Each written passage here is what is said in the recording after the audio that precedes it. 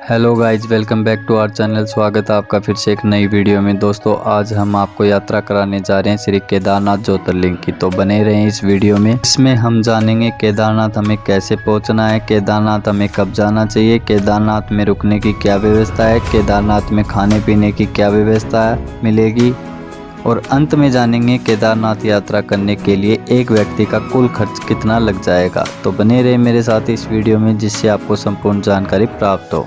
तो बोलो जय श्री केदारनाथ। चलिए दोस्तों, सबसे पहले हम बात करते हैं कि केदारनाथ कैसे पहुंचे। तो केदारनाथ पहुंचने के लिए सबसे पहले बात करें ट्रेन की, तो आपके पास 3 ऑप्शन है।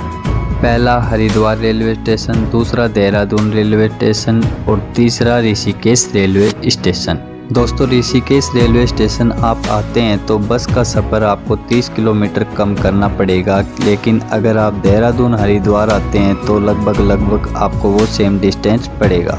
दोस्तों, अगर आप बस का सफ़र कम करना चाहते हैं तो मैं रिकमेंड करूंगा कि आप ऋषिकेश आ जाइए। अगर आपको कोई आपत्ति नहीं है तो आप हरिद्वार आ सकते हैं, क्योंकि हरिद्वार की हमारी सभी शहरों से ट्रेन आती है। ऋषिकेश तक सारी ट्रेन नहीं जाती, कुछ ही ट्रेन वहां जाती है, तो आप अपनी यात्रा हरिद्वार से कीजिए। तो दोस्तों, केदारनाथ पहुंचने के लिए ट्रेन का सफ़र इतना ही संभव है, बाकी सफ़र आपको बस से तय करना है। केदारनाथ पहुंचने के लिए आपको सबसे पहले सोनप्रयाग पहुंचना होगा। दोस्तों, सोनप्रयाग जाने के लिए आपको तीनों रेलवे स्टेशन से बस मिल जाएगी, यानी कि आपको देहरादून से भी बस मिलेगी, ऋषिकेश से भी और आपको हरिद्वार से भी बस मिलेगी। दोस्तों, केदारनाथ पहुंचने के लिए आपका माध्यम फ्लाइट से है। तो दोस्तों, मैं फ़्लाइट की बात करूं तो देहरादून एयरपोर्ट आप फ़्लाइट से आ सकते हैं, दिल्ली आके देहरादून की फ़्लाइट कर सकते हैं। दोस्तों, फ़्लाइट का सफ़र भी देहरादून तक ही है, आपको आगे का सफ़र बस से तय करना पड़ेगा। दोस्तों, यहाँ पर मैं बात करूँ टोटल डिस्टेंस की, तो हरिद्वार से सोनप्रयाग आपको 230 किलोमीटर पड़ेगा, और अगर मैं देहरादून से सोनप्रयाग की बात करूँ तो वो आपको लगभग 250 किलोमीटर पड़ेगा, और अगर ऋषिकेश से सोनप्रयाग की बात करूँ तो वो आपका 210 किलोमीटर पड़ेगा। दोस्तों, सबसे कम डिस्टेंस जो है वो ऋषिकेश से सोनप्रयाग है, इसलिए मैंने आपको कहा था कि आपको बस का सफ़र कम करना है तो आप ऋषिकेश आकर अपना सफ़र 210 किलोमीटर के साथ कर सकते हैं। दोस्तों, अब बात करते हैं जो हम सोनप्रयाग के लिए बस लेंगे उसकी टाइमिंग क्या होगी। तो दोस्तों, आप हरिद्वार जाएं, देहरादून जाएं, ऋषिकेश जाएं, तीनों जगह आपको बस आसानी से मिल जाएगी सोनप्रयाग के लिए, और वहाँ का जो समय है वो सुबह 5 बजे से लेकर शाम के 8 बजे तक आराम से आपको अवेलेबल हो जाती है। दोस्तों, अब बात करते हैं जो बस की टिकट है वो मैं कैसे लूँगा और कहाँ से लूँ। दोस्तों, हरिद्वार रेलवे स्टेशन के बाहर आपको बहुत सारे ट्रैवल एजेंसी मिलेंगी, इसी तरह से आपको देहरादून या ऋषिकेश से भी ट्रैवल एजेंसियाँ मिलेंगी, उस पर आप अपनी टिकट निकलवा सकते हैं। दोस्तों, अब मैं बात करूं सोनप्रयाग के लिए किराया कितना लगेगा बस का, तो आपका प्रति पर्सन 350 रुपये के आसपास पड़े। दोस्तों, अब हम सोनप्रयाग के लिए रवानगी लेते हैं। ये सफ़र आपको लगभग 8 से 9 घंटे लग जाएगा अगर आप हरिद्वार या देहरादून से आ रहे हैं तो। दोस्तों, अगर आप आपके पर्सनल साधन से आ रहे हैं, कार या बाइक से, तो आप सोनप्रयाग तक ही आ सकते हैं। लेकिन ये बताना चाहूँगा, सोनप्रयाग के बाद किसी भी प्रकार की कोई प्राइवेट कार या किसी प्रकार की वहाँ पर बस नहीं चलती है, सोनप्रयाग तक ही आपका सफ़र रहेगा। आप अपनी कार को सोनप्रयाग में ही पार्क कर दीजिए। दोस्तों, पार्किंग की बात करूँ तो पार्किंग बहुत बड़ा है, और सोनप्रयाग में आपको पार्किंग किराया है वो 24 घंटे का आपका 50 रुपये किराया है। दोस्तों, सोनप्रयाग पहुंचने के बाद आपको रात हो जाती है, या ये कहूँ कि आप सोनप्रयाग में रुकना चाहते हैं, क्योंकि 8 घंटे का सफ़र बहुत दुर्लभ हो जाता है, तो आप सोनप्रयाग में रुकना चाहते हैं तो सोनप्रयाग में रुक सकते हैं। तो इससे पहले मैं रुकने की बात करूँ तो इससे पहले हम बात करते हैं कि बेस्ट समय कौन सा रहेगा केदारनाथ जाने का। दोस्तों आपको पता है कि केदारनाथ जी के कपाट 6 महीने के लिए खोला जाता है, जो कि अप्रैल मई में अक्षय तृतीया के दिन कपाट खुलता है और अक्टूबर नवंबर में कार्तिक पूर्णिमा के दिन केदारनाथ जी का कपाट बंद कर दिया जाता है। तो इस समय में आपका बेस्ट समय है वो है सितंबर अक्टूबर का। इस समय वहाँ पर बारिश भी नहीं रहती और आपका खर्चा भी कम हो जाता है। तो आप सितंबर अक्टूबर में केदारनाथ चाहिए। दोस्तों अब बात करता हूँ, अगर आप सोनप्रयाग में रुकना चाहते हैं तो वहाँ के होटल का किराया 800 से 1000 रुपये तक लग जाता है। अगर आप मई जून में जाते हैं तो यहीं किराया आपका डबल से ट्रिपल हो जाता है। 3 से 4 हज़ार रुपये वो आपसे ले सकते हैं। अगर आपको होटल में नहीं रुकना है, आपको होटल महंगा लग रहा है, तो आपके पास दूसरा ऑप्शन भी है, वो है डोमेंट्री। सोनप्रयाग में बहुत सारे डोमेंट्री है। 350 रुपये प्रति व्यक्ति प्रतिदिन के हिसाब से वो चार्ज करते हैं। दोस्तों ये बजट भी आपको ज़्यादा लग रहा है तो तीसरा ऑप्शन बताता हूँ। सोनप्रयाग में हॉल भी बने हुए हैं। दोस्तों एक बड़ा हॉल होता है जिसमें आपको रजाई तकिया दे दिया जाएगा और वो 100 रुपये प्रति व्यक्ति चार्ज करते हैं एक दिन के। रही बात सामान रखने की, तो आपको एक लॉकर भी दे दिया जाएगा जिसमें आप अपना सामान रख सकते हैं। चलिए दोस्तों अब हम बढ़ते हैं आगे की तरफ। सोनप्रयाग से आपको बढ़ना पड़ेगा गौरीकुंड के लिए। गौरीकुंड से सोनप्रयाग का डिस्टेंस है वो 5 किलोमीटर है।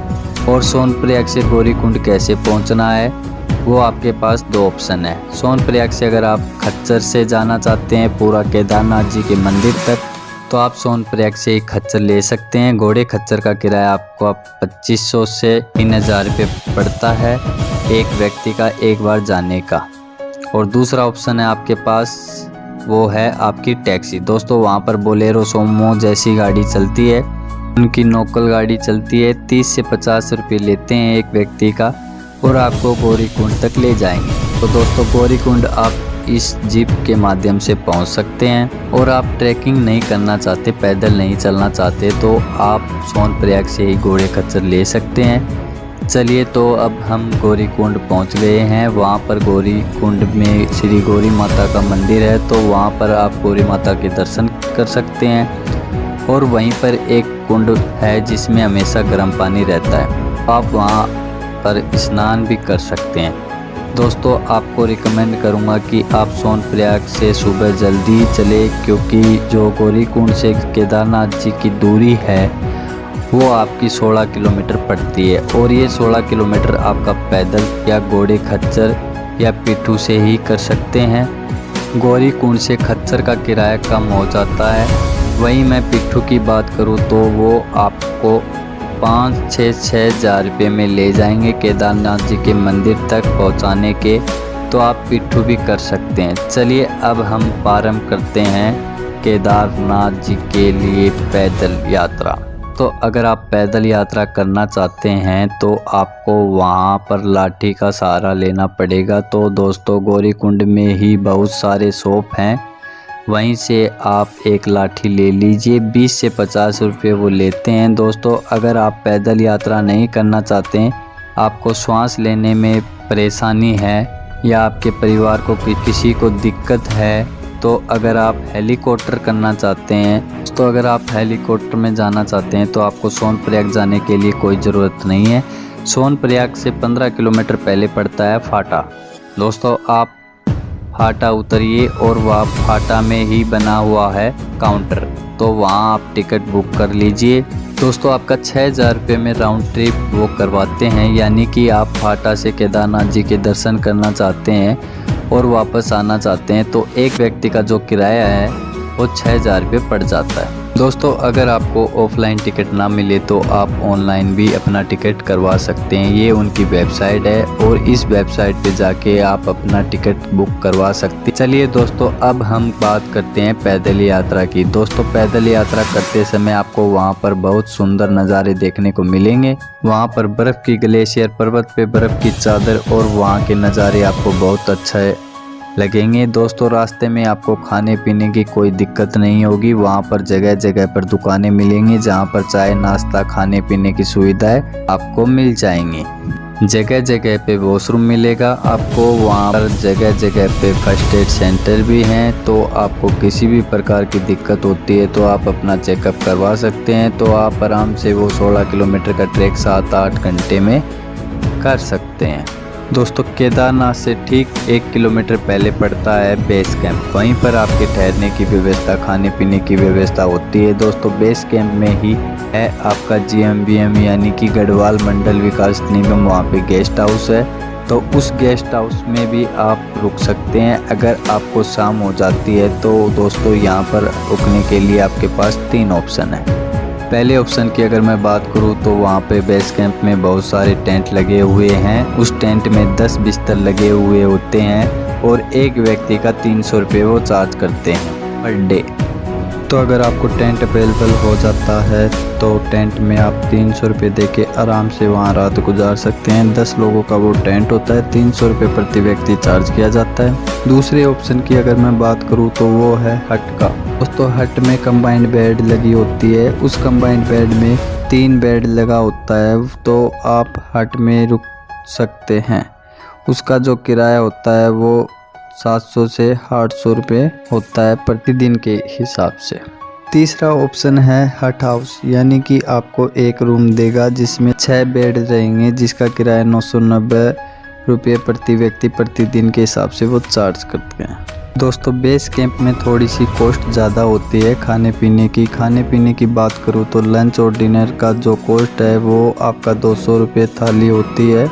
और वहीं अगर आप सुबह का नाश्ता करते हैं तो सुबह का नाश्ता आपको 100 रुपये में मिलेगा, लेकिन खाना अच्छा होता है। दोस्तों होटल की अगर मैं नाम की बात करूं तो वहीं बेस कैंप से थोड़ी दूर लगा हुआ है अन्नपूर्णा रेस्टोरेंट, अपना GMVM ही है, यानी कि गढ़वाल मंडल विकास निगम का ही है। दोस्तों अगर आप मई जून में जाते हैं तो आपको रूम मिलने की समस्या हो जाती है, इसलिए आप ऑनलाइन बुकिंग भी करवा सकते हैं। GMVM की वेबसाइट पे जाके आप ऑनलाइन बुकिंग कर सकते हैं। चाहे आप टेंट में रुकिए, चाहे आप हट हाउस में रुकिए।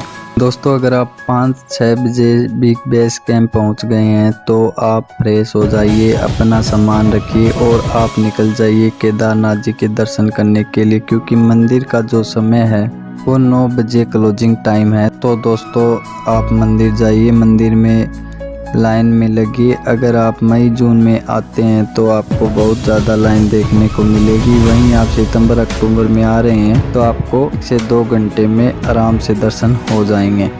तो दोस्तों ये रहे हमारे केदारनाथ जी, यहाँ पर आप दर्शन कीजिए, अपनी मनोकामना मांगिए और आगे बढ़ते जाइए। दोस्तों अगर आप केदारनाथ जी के मंदिर शाम के वक्त जाते हैं तो आपको दूर से दर्शन करवाएंगे। कहने का मतलब है कि आपको दर्शन बाहर से ही करवाएंगे, अंदर आपको जाने नहीं दिया जाता है।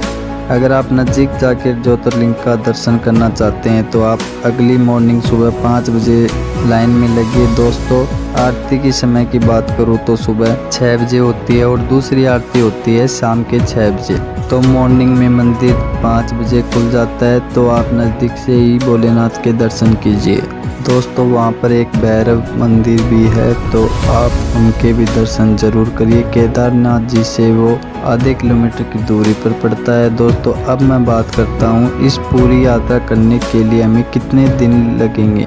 दोस्तों ये मान के चलिए कि आपको 4 दिन का स्टे ज़रूर लेना पड़ेगा। कहने का मतलब 2 दिन जाने के लिए और 2 दिन आने के लिए। दोस्तों अब लास्ट बात करते हैं कि केदारनाथ यात्रा करने के लिए एक व्यक्ति का कुल खर्चा कितना लग जाएगा। दोस्तों अगर आप पैदल यात्रा करते हैं गौरीकुंड से केदारनाथ तक और वापस आते हैं पैदल गौरीकुंड के लिए, तो वो आपका एक व्यक्ति का किराया लगभग 3000 रुपये प्रति व्यक्ति लग जाएगा। दोस्तों ये ऑफ सीजन का है, अगर वहीं आप ऑन सीजन आते हैं तो आपका खर्चा 5000 रुपये हो जाता है। दोस्तों दूसरे ऑप्शन की बात करूं तो अगर आप घोड़ा खच्चर लेते हैं और आप ऑफ सीजन में आते हैं तो आपका ये बजट लगभग 7,000 रुपये पड़ जाता है। और लास्ट बात करते हैं कि आप हेलीकॉप्टर से आते हैं तो हेलीकॉप्टर का किराया आपका 10,000 रुपये तक जा सकता है एक व्यक्ति का। तो दोस्तों ये था केदारनाथ ज्योतिर्लिंग का संपूर्ण टूर। वीडियो अच्छी लगे तो लाइक कमेंट शेयर जरूर करें और ऐसी नई वीडियो देखने के लिए हमारे चैनल MJ टूर गाइड को सब्सक्राइब करें। मिलते हैं एक और नई वीडियो में, तब तक के लिए शुक्रिया। हर हर महादेव, आपकी यात्रा मंगलमय हो।